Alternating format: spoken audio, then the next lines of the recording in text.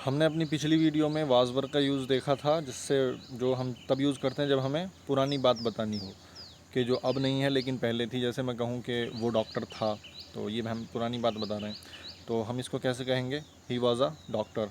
तो इस तरह के सेंटेंसेस हमने कल देखे थे कैसे बोले जाते हैं। आज हम इज़, एम, आर और वाज वर, ये 5 चीज़ें हो चुकी हैं। इनके साथ में नॉट का यूज़ करना सीखेंगे। नॉट का इस्तेमाल हम करते हैं किसी बात से इनकार करने के लिए। जैसे मैं कहूँ वो डॉक्टर था, तो ये बात इकरार कर रहे हैं हम कि वो डॉक्टर था।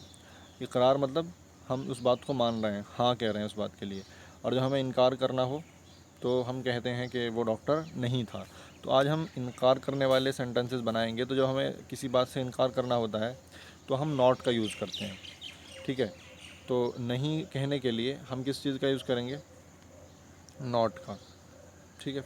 और भी चीज़ें यूज़ होती हैं, लेकिन यानी नो भी यूज़ होता है। हम फ़िलहाल अभी नॉट का इस्तेमाल सीखेंगे, ठीक है। तो उनके लिए हमने सब कुछ पहले से सीखा हुआ है, बस एक नॉट और हम सेंटेंसेस में लगाते जाएंगे और उसकी प्रैक्टिस करेंगे, ठीक है। तो आज मैं is, am, are, was were यानी प्रेजेंट और पास्ट दोनों तरह के सेंटेंस एक जगह मिक्स करूँगा और उनसे इनकार करूँगा, ठीक है। तो चलते हैं, शुरू करते हैं। ये मैंने पहला सेंटेंस लिखा है कि मैं उसका नहीं भाई हूँ। ये मैंने गलत लिख दिया, इसे मैं सही कर लेता हूँ। मैं उसका भाई नहीं हूँ, ठीक है। यहाँ पे पहले लिखूँ मैं उसका भाई हूँ, तो ये सेंटेंस तो हम पहले से बना रहे हैं, है ना। मैं उसका भाई हूँ, तो मैं क्या लिखूँगा, मैं उसका भाई हूँ। आई एम हर ब्रदर, अगर वो लड़की है, तो अगर वो लड़का है तो आई एम हिज ब्रदर। तो मैं लिख लेता हूँ आई एम हर ब्रदर, ठीक है। तो ये तो हो गया इकरार, हम ये करते आ रहे हैं बहुत टाइम से। अगर मैं कहूँ मैं उसका भाई नहीं हूँ, तो मैं क्या कहूँगा, यहाँ अगर मैं कर दूँ मैं उसका भाई नहीं हूँ, तो फिर मेरे को सेंटेंस क्या बोलना पड़ेगा, I am not her brother, है ना। ये हम थोड़ा बोल्ड कर लेते हैं। तो ये नॉट देखें आप कहाँ लगा है, मैंने एम के आगे इस नॉट को बोला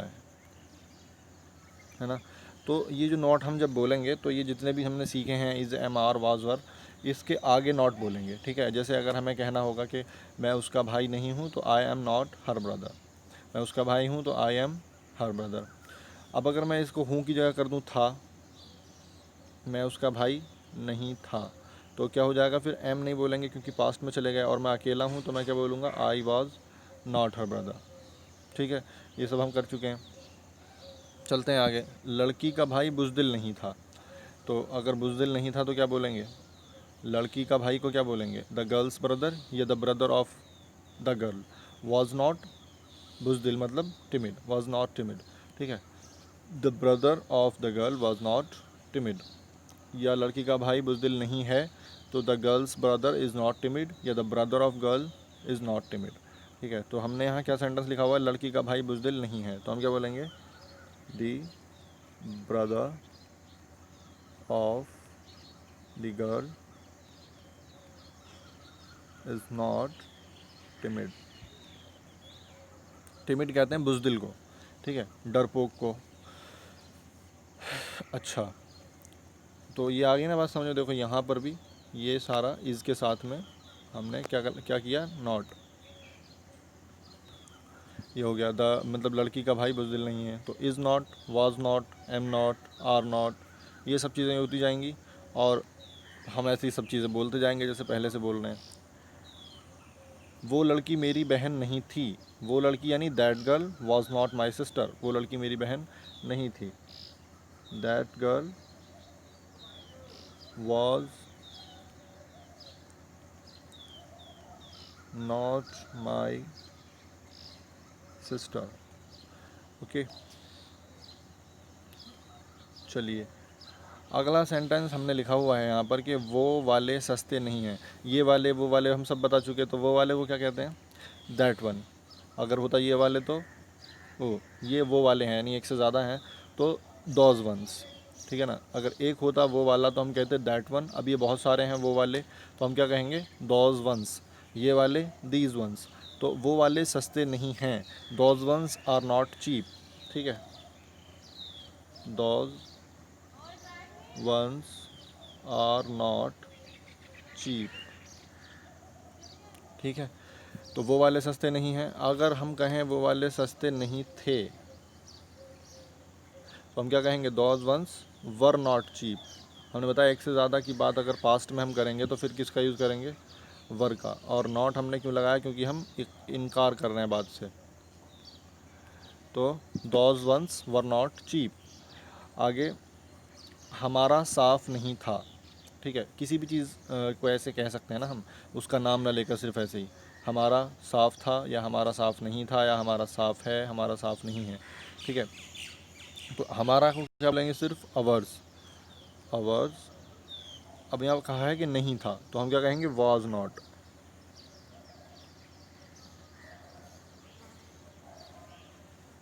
अवर्स वाज नॉट क्लीन। ठीक, तो अब देखो यहाँ अवर्स है और अवर्स के साथ मैंने क्या यूज़ किया है, वाज।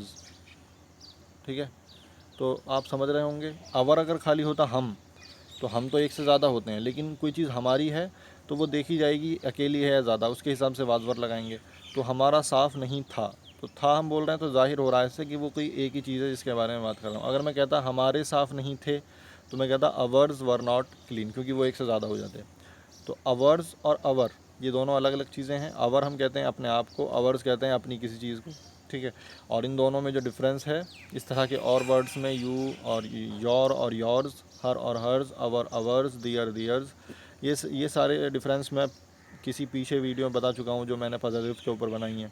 ठीक है, तो चलते हैं आगे, सेंटेंस देखते हैं।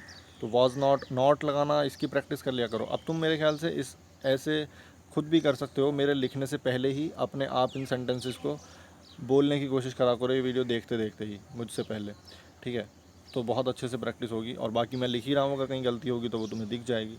और हो सकता है मैं भी कहीं गलती कर दूँ तो कमेंट में तुम मुझे भी बता सकते हो कि ऐसे नहीं था, ऐसे था। ठीक है, चलो। वो दुकान खाली नहीं थी, तो that shop was not empty. ठीक है, वो दुकान खाली नहीं थी, तो हम क्या लिखेंगे, that shop was not empty. Empty कहते हैं खाली को, ठीक है ना, EMPTY, एम्प्टी। दैट शॉप यानी वो दुकान, वॉज नॉट एम्प्टी। ठीक है, खाली नहीं थी, तो वॉज नॉट आ गया। ऐसे ही बोलने, अगर हम कहें वो दुकान खाली नहीं है तो क्या बोलेंगे, that shop is not empty.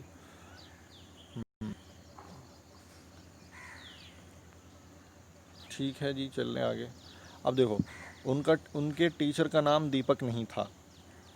उनके टीचर का नाम दीपक नहीं था, तो their teacher's name was not Deepak. या हम कहेंगे the name of their teachers was not Deepak. तो हम इसे एस जेनेटिव में बना सकते हैं, ऑफ जेनेटिव में बना सकते हैं, जैसे the name of their teacher was not Deepak. ठीक है,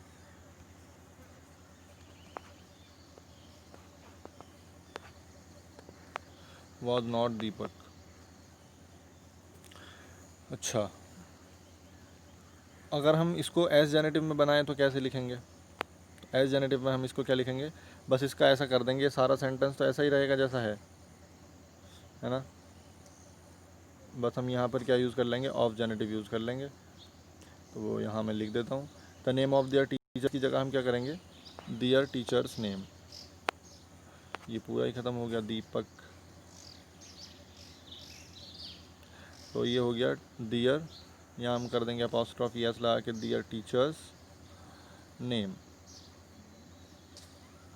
वॉज नॉट दीपक। तो वॉज नॉट तो अपनी जगह ही रहेगा, हमने बस टीचर्स नेम और द नेम ऑफ टीचर्स इसको घुमाया है दोनों तरह से, तो हम किसी भी तरह लिख सकते हैं। ठीक है, ऐसे ही अगला सेंटेंस हम देखते हैं हमारा, नाश्ता बासी नहीं था।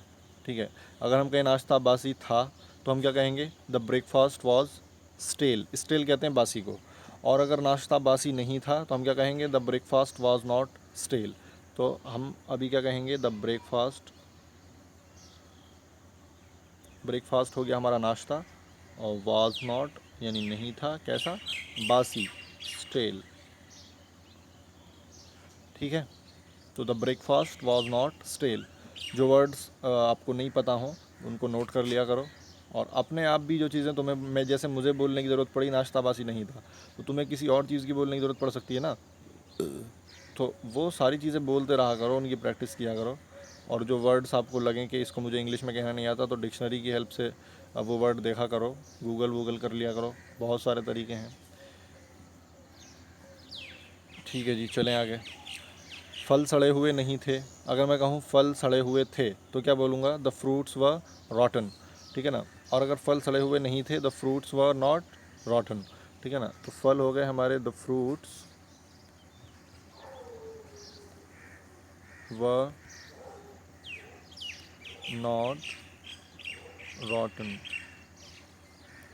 ठीक है। थोड़ी गलतियाँ हो रही हैं लिखने में मुझसे, क्योंकि मैंने कीपैड अपना बदला है थोड़ा सा, कीबोर्ड, तो अभी इस पर हाथ नहीं जम रहा मेरा। लेकिन पहले से ठीक है, वो पूरी स्क्रीन घेर लेता था तो अजीब सा लगता था। ये ठीक है ना, एक साइड में फ्लॉट कर रहा है। चलिए खैर, तो द फ्रूट्स वर नॉट रॉटन, अगर हम कहेंगे फल सड़े हुए हैं तो हम क्या कहेंगे? The fruits are rotten. हम कहें फल सड़े हुए नहीं हैं, the fruits are not rotten. फल सड़े हुए थे, द फ्रूट्स वर रॉटन। फल सड़े हुए नहीं थे, द फ्रूट्स वर नॉट रॉटन, ठीक है। चलें आगे। नाला गहरा नहीं था, अगर हम कहें नाला गहरा था तो क्या कहेंगे? नाले को कहते हैं canal, the canal was deep, deep मतलब गहरा, ठीक है। अगर नाला गहरा था तो क्या बोलेंगे? The canal was deep. और अगर नाला गहरा नहीं था, the canal was not deep, ठीक है। और अगर नाला गहरा है तो हम कहेंगे क्या? The canal is deep. और अगर गहरा नहीं है तो क्या कहेंगे? The canal is not deep, ठीक। अब हम अपना सेंटेंस लिख लेते हैं जो भी है। नाला गहरा नहीं था तो हम क्या कहेंगे? द कैनल, फाइनल नहीं भैया, canal, CANAL, the canal was not deep, deep मतलब गहरा। तो ये was not, is not, are not, am not, ये मेरे ख्याल से आपको प्रैक्टिस में आ गए होंगे। और प्रैक्टिस कीजिए अब इन सेंटेंसों की नहीं, इसमें से जो देखना हो वो आप देख सकते हैं।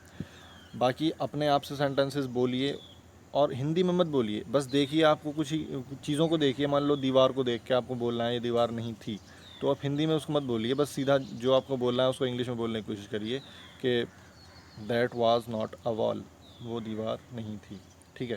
तो इस तरह से हिंदी में मतलब अपने दिमाग में सोचे चीज़ों को और उसको इंग्लिश में बोलने की कोशिश करें, ठीक है। जितना सीखा है अभी तक उतना, फालतू चीज़ें नहीं, ऐसे तो बहुत आप उलझ जाएंगे। धीरे धीरे हम सीखते चल रहे हैं, और धीरे धीरे ही आप उनकी प्रैक्टिस करते रहिए, तो चीज़ें आपके माइंड में वो बैठती जाएंगी, और धीरे धीरे आपको इंग्लिश आती रहेगी। अब आज हमें लगभग आज 20 दिन हो गए हैं, और काफ़ी कुछ हमने सीख लिया। बहुत ज़्यादा नहीं, बहुत कम सीखा है, लेकिन उस बहुत कम में भी बहुत सारी चीज़ें बोलनी आपको आ गई होंगी। ऐसे ही हम धीरे धीरे आगे बढ़ते जाएंगे, ये सिलसिला चलता रहेगा। तो बस ऐसे ही सीखते रहिए धीरे धीरे, और उसको अपनी पुरानी नॉलेज में जोड़ते रहिए और आगे चलते रहिए, ठीक है। हम आज का सिलसिला यहीं रोकते हैं, क्योंकि आज बहुत कुछ था नहीं बताने को,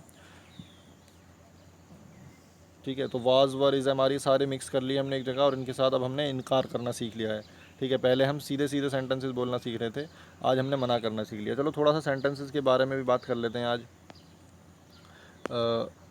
जो सेंटेंसेस हैं वो मेनली कैसे होते हैं? या तो हम कोई स्टेटमेंट देते हैं, है ना, या तो हम स्टेटमेंट देते हैं कोई, या हम क्वेश्चन करते हैं, ठीक है। या क्वेश्चन नहीं करते हैं तो किसी को कोई ऑर्डर देते हैं हम, तो उसे हम कहते हैं इम्परेटिव सेंटेंस, ठीक है। इम्परेटिव्स लिख दूँ बस, ठीक है। या हम किसी के बारे में कुछ दुआ करते हैं, उसके कुछ भलाई हो जाए, अल्लाह तेरा भला करे, है ना, भगवान तेरा भला करे, ऐसे लोग कहते हैं। तो इस तरह की तुम्हारी उम्र लंबी हो, तो ये सेंटेंस होते हैं ऑप्टेटिव सेंटेंस, ठीक है। तो इम्परेटिव हो गए, ऑप्टेटिव्स हो गए, और एक और तरह के सेंटेंस होते हैं जिनमें हम अपनी इमोशंस को जाहिर करते हैं, ठीक है ना। जैसे वाह कितना अच्छा मौसम है, मज़ा ही आ गया, इस तरह की जो हम बातें करते हैं, उन सेंटेंसेस का मैं नाम भूल रहा हूँ, क्या नाम है फ़िलहाल मुझे याद नहीं आ रहा। चलो जिसको याद आए वो कमेंट में लिख सकता है, ठीक है। हमें अभी अभी जो हम अभी फिर जिन सेंटेंसों पे हम बात कर रहे हैं, या जिनको मैं लिख रहा हूँ, वो सेंटेंस जो है वो स्टेटमेंट्स हैं। तो स्टेटमेंट्स वो कैसी हो सकती है हमारी? वो स्टेटमेंट पॉजिटिव भी हो सकती है, नेगेटिव भी, है ना। अगर मैं कहूँ वो लड़का है, तो ये स्टेटमेंट कैसी हुई, पॉजिटिव, है ना। और अगर मैं कहूँ वो लड़का नहीं है तो मैं क्या लिखूँगा, वो हो जाएगा वो लड़का नहीं है, that is not a boy, या है ना। तो ये हो जाएगी नेगेटिव। तो दो तरह के स्टेटमेंट हो सकते हैं, नेगेटिव पॉजिटिव, ठीक है ना। और पॉजिटिव स्टेटमेंट को हम बोल सकते हैं अफर्मेटिव स्टेटमेंट भी बोलते हैं उसको, और नेगेटिव नेगेटिव ही होती है।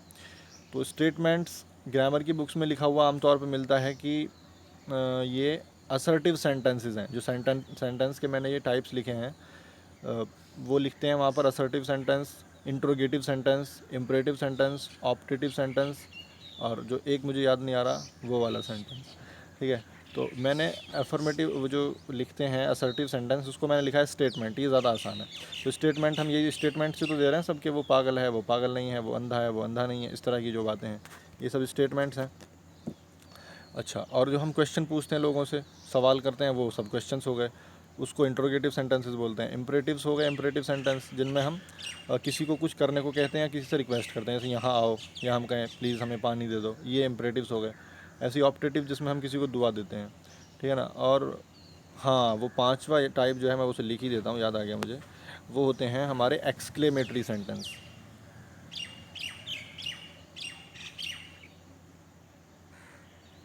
ठीक है। ये पांचवे, जिसमें हम अपनी अंदर की इमोशंस को जाहिर करते हैं ना, किसी के बारे में हमें एकदम से फील होता है, जैसे किसी का एक्सीडेंट हुआ तो हमें एकदम से दुख होता है, तो हम वो जब दुख जाहिर करते हैं ना, अरे ये कैसे हो गया, ये तो नहीं हो सकता, है ना, या सुन के बहुत दुख हुआ, इस तरह की बातें जब हम कहते हैं, ये सारे हमारे इमोशंस होते हैं, एक्सक्लेमेशंस कहलाती हैं ये चीज़ें। तो एक्सक्लेमेटरी सेंटेंस हो गए। तो ये 5 तरह के मेनली सेंटेंस होते हैं।